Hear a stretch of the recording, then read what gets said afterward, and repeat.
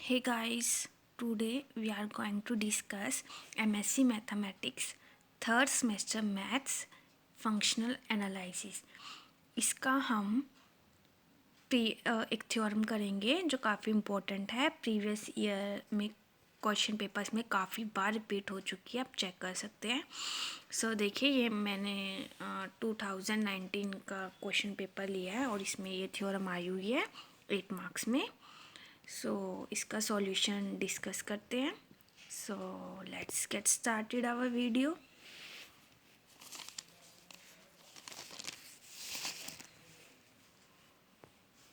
Statement देखिए इसकी, let T be a transformation from domain of T to Y be a bounded linear operator. So T क्या है? Bounded linear operator है, where domain of T lie करता है in linear norm space. तो domain of T क्या है हमारा?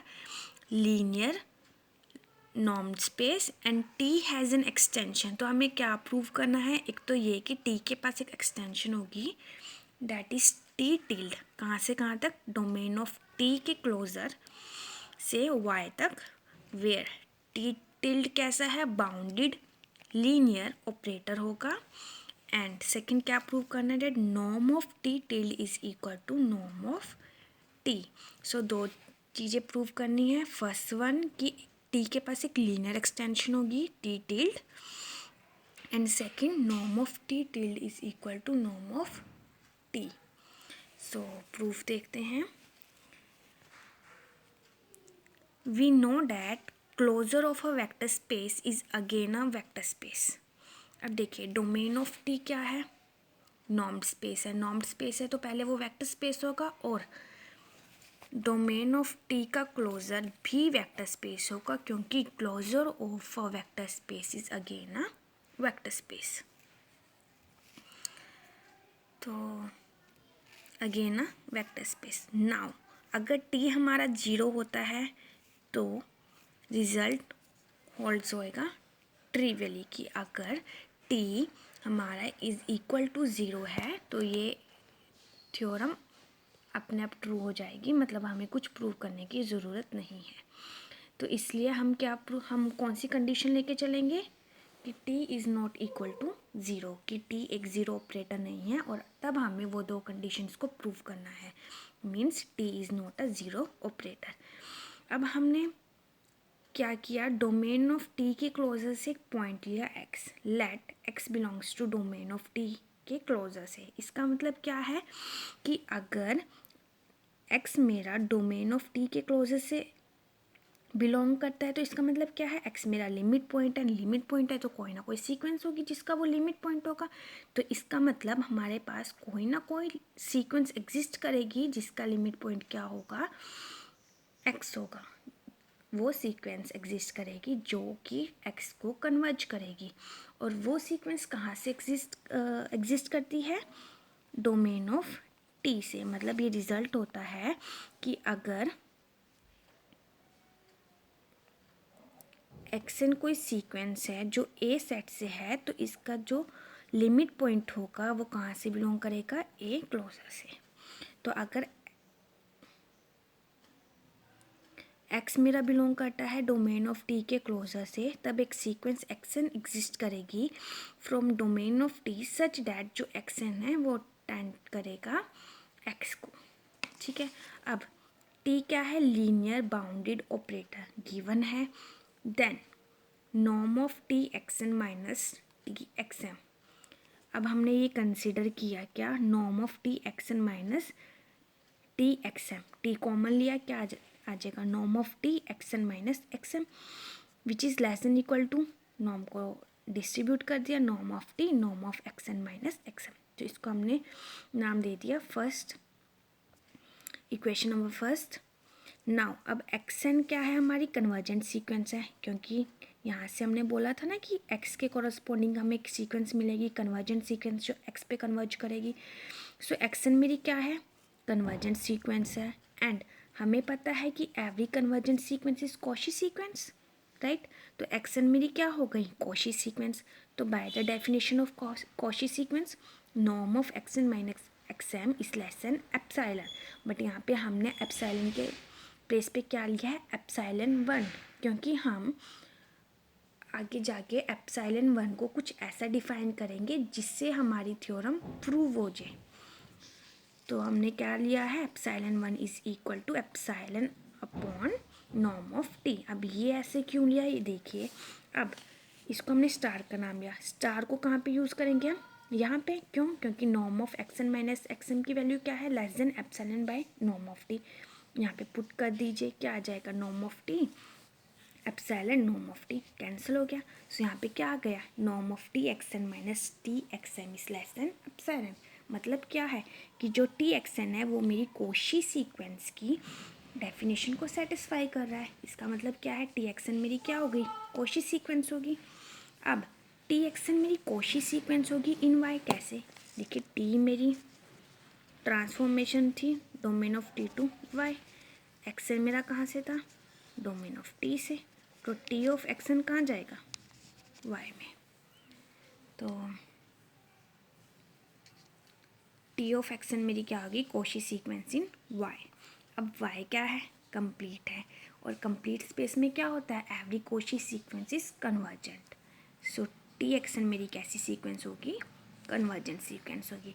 अब कन्वर्जेंट है तो किसी ना किसी पॉइंट पे कन्वर्ज करेगी। सो हमने क्या सपोज किया कि टी एक्सन मेरी किस पे कन्वर्ज कर रही है, वाई पे, और वाई कहाँ पे बिलोंग करेगा, वाई में, ठीक है। अब हमने डिफाइन किया है टी टिल्ड एक एक्सटेंशन, सॉरी अभी तो हम नॉर्मली टी टिल्ड एक क्या कहेंगे, ऑपरेटर डिफाइन कर रहे हैं, बाद में हम इसको प्रूव करेंगे। ये एक्सटेंशन है टी की। सो अब हम डिफाइन कर रहे हैं T tilde from domain of T closure to Y by कि टी टिल्ड को जब हम एक्स पे अप्लाई करेंगे तो हमें y का एलिमेंट मिलेगा, डेट इज़ y, और x किसका एलिमेंट है, closure of d of t का। अब हम क्या प्रूव करेंगे कि this definition is independent of a particular choice of x। अब हम प्रूव करेंगे कि ये डेफिनेशन किसी एक x के लिए ट्रू नहीं है। कैसे, हमने xn एक सीक्वेंस ली एंड zn एक सीक्वेंस ली, और दोनों कन्वर्ज किसको करती हैं, x को। एंड एक क्या सीक्वेंस ली, वी एम कैसी सीक्वेंस ली, x1 z1 x2 z2, इस टाइप की हमने एक वी एम सीक्वेंस को डिफाइन किया, बेस सीक्वेंस। अब देखिए x वाले एलिमेंट्स हमारे किसको कन्वर्ज कर रहे हैं, x को, z वाले z को, तो वी एम जो कि ये सीक्वेंस है ये भी किसको कन्वर्ज करेगी, x को। अब t क्या है, बाउंडेड लीनियर ऑपरेटर है, such that t of Vm tends to Tx.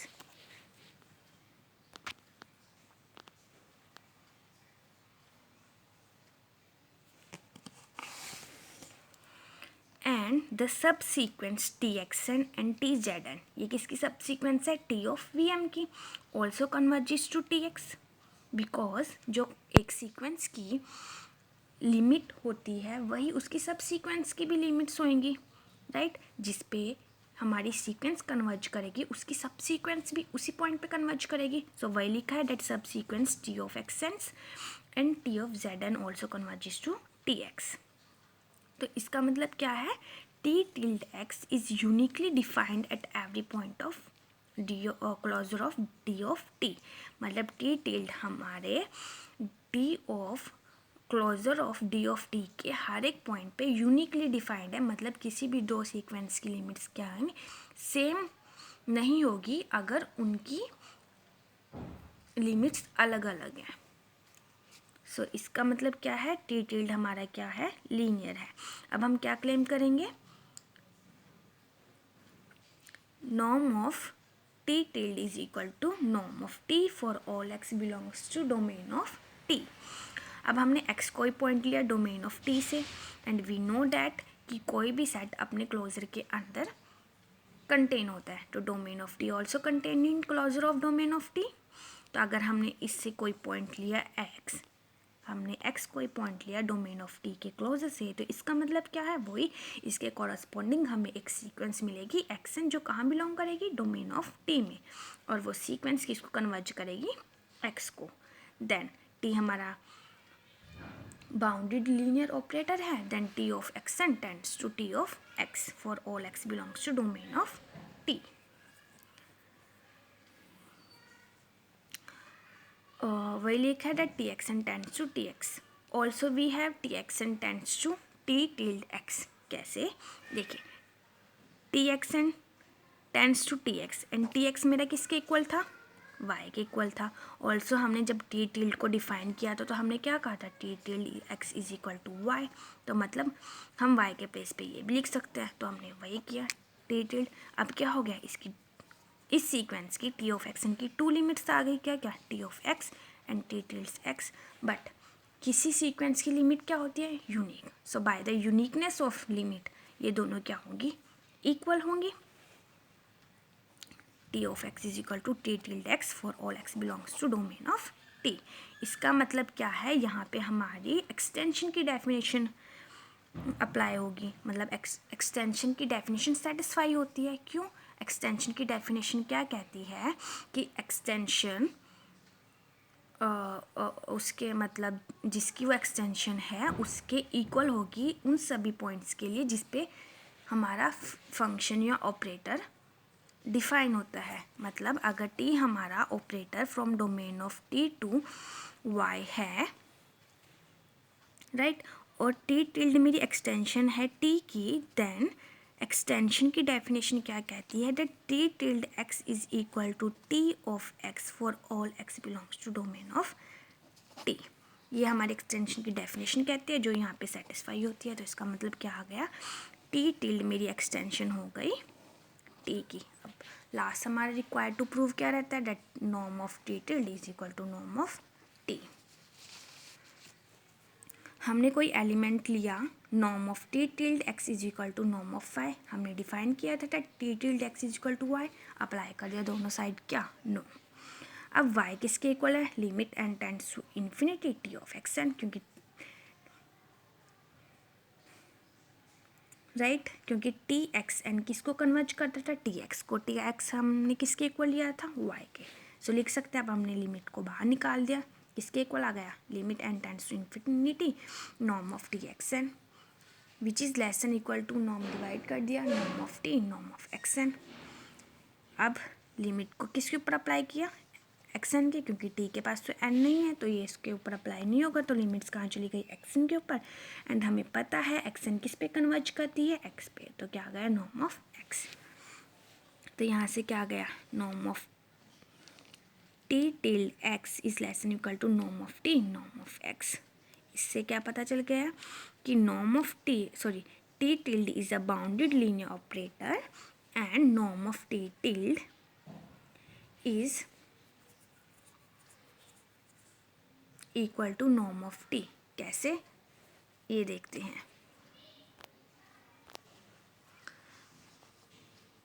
यहाँ से हमारे पास क्या आ जाएगा, that norm of T tilde is less than equal to norm of T. कैसे, अगर हम डेफिनेशन ऑफ सुप्रीमम अप्लाई कर दें तो यहाँ पे हमारे पास क्या आ जाएगा, norm of T tilde is less than equal to T. But अब देखिए, टी टिल्ड हमारी एक्सटेंशन थी टी की, तो क्या एक एक्सटेंशन छोटी हो सकती है, नहीं।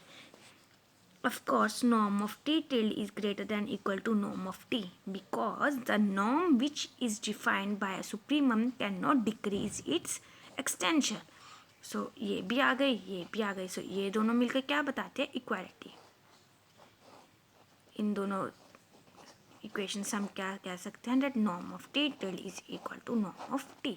Hence proved, हमने ये दो चीज़ें प्रूव करनी थी। So thank you.